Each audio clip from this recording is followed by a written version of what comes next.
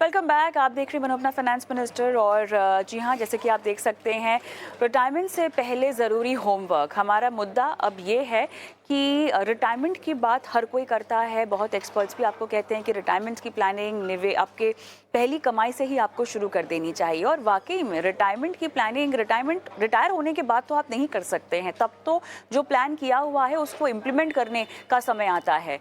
Retirement की planning retirement से पहले कैसे की जा सकती है, किन किन बातों का ख्याल आपको रखना चाहिए, भले ही आपके खर्च हो, आपके पैसों की बचत हो, आपका निवेश हो, या आपके फाइनेंशियल गोल्स जहां पर बच्चों की पढ़ाई लिखाई, आपके ऊपर जो कर्ज है उसको चुका देना, और इंश्योरेंस जो कि एक बहुत बड़ा हिस्सा है आपके रिटायरमेंट प्लानिंग का। इन सब पहलुओं पर हम बारीकी से डालते हैं नज़र। मेरे साथ Sameer Shah, head online business act securities, जुड़ गए हैं। समीर, आपका बहुत बहुत स्वागत है हमारी इस बेहद खास पेशकश में। और रिटायरमेंट, मेरे ख्याल से इसकी परिभाषा आजकल चेंज भी हो गई है। बहुत सारे लोग अर्ली रिटायरमेंट की बात करते हैं, बहुत सारे लोग बोलते हैं कि हम तो कभी रिटायर ही नहीं होना चाहते हैं।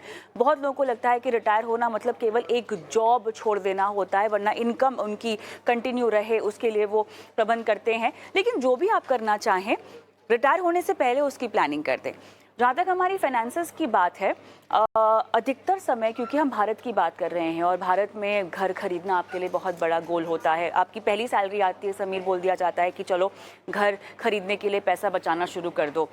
फिर बाद में शादी, फिर बाद में बच्चों की पढ़ाई लिखाई। अपने रिटायरमेंट के बारे में लोग सोचते हैं 40, 45, 50 की उम्र में, जब उनके ऊपर जितनी भी कर्ज है ना, वो ख़त्म हो जाए, वो कर्ज मुक्त हो जाए। बहुत समय देखा गया है समीर के 60, अगर मैं ये उम्र पकड़ के चलूँ आजकल रिटायरमेंट की, उसके बाद भी लोगों के ऊपर कर्ज होता है, फाइनेंशियल लोन्स होते हैं, फाइनेंशियली उनके ऊपर जिम्मेदारियां होती हैं। तो क्योंकि हम रिटायरमेंट प्लानिंग की बात कर रहे हैं, कितना ज़रूरी होता है जितना जल्दी हो सके इस फाइनेंशियल लोड से जो है छुटकारा पा लेना।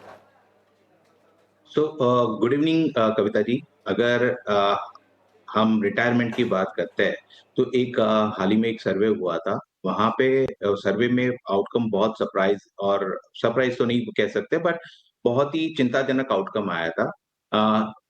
81% ऑफ इंडियंस, यानी 81% भारतीय आज की डेट में रिटायरमेंट प्लानिंग जिन्होंने नहीं करी है या करी है तो भी आवश्यक फंड इकट्ठा नहीं कर पा रहे, किया है, एक इनसफिशिएंट फंड इकट्ठा करा है, ये उसका आउटकम था।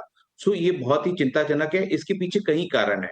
अगर मैं इसको अपने एनालिसिस में ब्रेक करूं तो यहाँ पे हम आमतौर पे हमने क्या देखा है कि प्री रिटायरमेंट में हम इसको 4 फेजेस में अपनी लाइफ को बांट सकते हैं। जो पहली स्टेज है वो है 25 साल से 35 साल की उम्र के लोग। यहाँ पे रिटायरमेंट सिर्फ एक कल्पना होती है या एक सपनों की शुरुआत होती है। यहाँ पे आमतौर पे हमने क्या देखा है कि ये स्टेज में हमने सिर्फ कमाना शुरू किया होता है या अपने करियर की शुरुआत करी होती है, और ये टाइम पे हमने रिटायरमेंट के बारे में सोचा होता है, बट ये सिर्फ अपना सपना होता है। और यहाँ पे जब हम कमाना शुरू करते हैं तो सबसे पहली चीज करते हैं, हम हमारा फोकस रहता है कमाने पे। और आज की डेट की जनरेशन जब हम 25 से 35 की बात करते हैं तो उन कमाने के बाद उनका सेकंड प्लानिंग होता है इसको स्पेंड कैसे करें, या खर्चे का प्लानिंग ज्यादा होता है। सो ये दो चीज होती है जिसकी वजह से रिटायरमेंट के लिए वो सफिशिएंट इन्वेस्टमेंट नहीं कर पाते। दूसरा रीजन हमने क्या ऑब्जर्व किया है कविता जी, कि जो भी पैसा बचाते हैं 25 से 35 के एज ग्रुप में, बट यहाँ पे जो भी पैसा बचाया है या तो वो प्रॉपरली इन्वेस्ट नहीं हुआ है या उसके साथ कोई गोल्ड अटैच नहीं है। तो यहाँ पे क्या होता है, बिना गोल का कोई भी इन्वेस्टमेंट किया हो वो एक अधूरा प्रयास बन के रह जाता है। सो ये एज ग्रुप का सबसे बड़ा लिमिटेशन आता है, जिसकी वजह से वो रिटायरमेंट के लिए या तो सफिशिएंट प्लान नहीं कर पाते हैं या जो भी उन्होंने प्लान किया वो अचीव नहीं कर पाते हैं। अब दूसरा एक स्टेज आता है, वो स्टेज है 35 से लेके 50 साल के एज ग्रुप के बीच का एज आता है। यहाँ पे आमतौर पे हमने क्या देखा है कि एक हेजिटेशन होता है आमतौर पे इन्वेस्टमेंट को लेके। अब जब हम ये स्टेज पे आते हैं तो सबसे पहला क्वेश्चन अपने दिमाग में ये आता है, इतना तो कर लिया, क्या ये जो भी किया है, जितना भी इन्वेस्टमेंट किया है या जो भी हमने सेविंग की है, क्या ये काफी होगा? सबसे पहला क्वेश्चन हमारे दिमाग में ये आता है।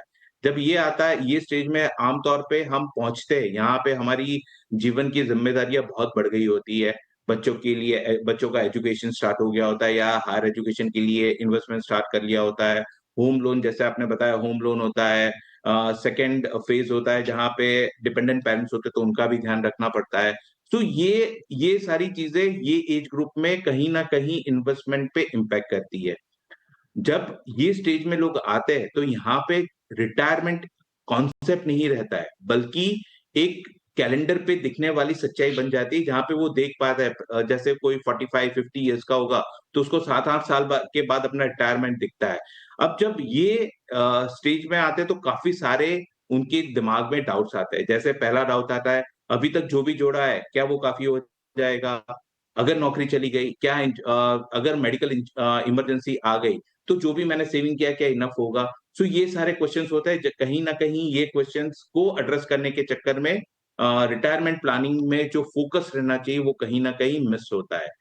तीसरा स्टेज आता है लाइफ का जहाँ पे 50 से ऊपर हो 60 साल यानी 50 से 60 साल के बीच का एज ग्रुप, जहाँ पे आपने जो भी अपने लाइफ को लेके उम्मीदें करी थी या जो भी प्लानिंग किया था, अब वो प्लानिंग एक्चुअली रियलिटी बनने वाला है। यहाँ पे आप रिटायरमेंट से एक कदम दूर होते हैं। अभी कुछ ही साल आपको दिखते हैं, कुछ ही साल बाकी है आपके रिटायरमेंट को लेके। आप करियर के उस मोड़ पे होते हैं जहाँ पे आप अक्सर ये सोचते हैं, क्या मैं रिटायरमेंट के बाद क्या करूँगा? क्या मेरे को बिज़नेस करना चाहिए? क्या मेरे को मेरे शौक पूरे करने चाहिए? या बच्चों के साथ जी, ज़्यादा टाइम स्पेंड करना चाहिए? बिल्कुल, ये सारी चीज़ें वो बिल्कुल। टाइम ये स्टेज में आपके दिमाग में लेकिन ख़्याल ये आता सब है। करने के लेकिन लिए ये सब जी, चीज़ हाँ, ये सब करने के लिए रणनीति आपके पास सही होनी यस चाहिए मेरे परफेक्ट ख्याल मैं से। तो वो रणनीति आप बता दीजिए कहाँ पर किस तरह पैसे लगाएँ? उसके बाद हम ब्रेक लेते हैं और सवाल-जवाब का सिलसिला भी शुरू करना है फिर। कविता जी यहाँ पे जभी भी आप अपना इन्वेस्टमेंट की शुरुआत करते हैं, तो इन्वेस्टमेंट आप अपने इन्वेस्टमेंट को प्रॉपर्ली 3 डिफरेंट डिफरेंट एसेट्स का क्लास में प्रॉपर्ली इन्वेस्ट करें। आमतौर पे हमने देखा है कि निवेशक कोई भी एक एसेट क्लास की तरफ ज़्यादा झुकाव रखता है और प्रॉपर एसेट एलोकेशन नहीं करता है। और ये इन टर्न क्या होता है कि वो अपने जो भी लक्ष्य रखा है उससे थोड़ा दूर रह जाता है। 20 साल से 25 साल की एज ग्रुप में आप हो 20 से 30 साल की एज ग्रुप में हो, तो आपका 30% इन्वेस्टमेंट इक्विटी में होना चाहिए, 80% इक्विटी में होना चाहिए और रेस्ट 20% में से 15% डेट में और 5% अगर आप चाहो तो गोल्ड में इन्वेस्ट कर सकते हो। 30 से 40 साल का एज ग्रुप है, यहाँ पे आपको मिनिमम 70% 70% आपका इन्वेस्टमेंट इक्विटी में होना चाहिए और बचा हुआ 30% आप डेट प्लस गोल्ड में इन्वेस्ट कर सकते हैं। यहाँ पे गोल्ड में मैक्सिमम 10% तक एक्सपोज़र लें ना फिर दूसरा जो स्टेज आता है, एज ग्रुप आता है, वो है 40 से 50 साल के बीच का एज ग्रुप। यहाँ पे आपका इन्वेस्टमेंट 60% इक्विटी में रहना चाहिए, 30% डेट में रहना चाहिए और 10% आप गोल्ड में इन्वेस्ट कर सकते हैं। और 50 से 60 साल का एज ग्रुप जहाँ पे आप अपने रिटायरमेंट के पास आते हो, तब आपका इन्वेस्टमेंट का पैटर्न ऐसा होना चाहिए कि आप 45% इक्विटी में रखें 45% डेट में रखें और करीबन 10% तक गोल्ड में निवेश रखें। और रिटायरमेंट के बाद आपका इन्वेस्टमेंट मैक्सिमम 30% आपका इक्विटी में रहना चाहिए। 65% तक का आपका इन्वेस्टमेंट डेट में रहना चाहिए, 10% 5 से 10% आप गोल्ड में एक्सपोज़र ले सकते हैं। ये आपके लिए सेफ रणनीति रहेगी और जभी भी आप इन्वेस्टमेंट शुरू करते हैं, तो 2 चीज़ ऑलवेज़ ध्यान में रखिए कि आप जभी भी ये इन्वेस्टमेंट रिटायरमेंट जी। के पर्पज़ से इन्वेस्टमेंट शुरू करते हैं, तो पहले ये देखना आपको पहले ये सेट करना पड़ेगा कि रिटायरमेंट के लिए आपको कितना पैसा लगेगा और ये पैसा इन्वेस्टमेंट करने के लिए आपका सही एसेट क्लास क्या रहेगा। एसेट क्लास मैंने आपको बताए हुए हैं, वैसे स्प्रेड कर देना। कितना इन्वेस्ट लगेगा, कितना टाइम है, इसको ज़रूर ध्यान में रख के अपना इन्वेस्टमेंट की शुरुआत करें। चलिए, फ़िलहाल जो प्लान आपको बताया गया है वो एक थंब रूल प्लानिंग है जो हर किसी को ध्यान में रखनी चाहिए। लेकिन अगर इसमें से कुछ आपको कस्टमाइज़्ड अपने लिए प्लान करवाना है रिटायरमेंट के गोल के लिए तो हम आपकी सेवा में हाज़िर हैं। अब इस शो को आगे बढ़ाते हैं और सीधा रुख करते हैं शोएब बाज़ार सबका अधिकार की ओर।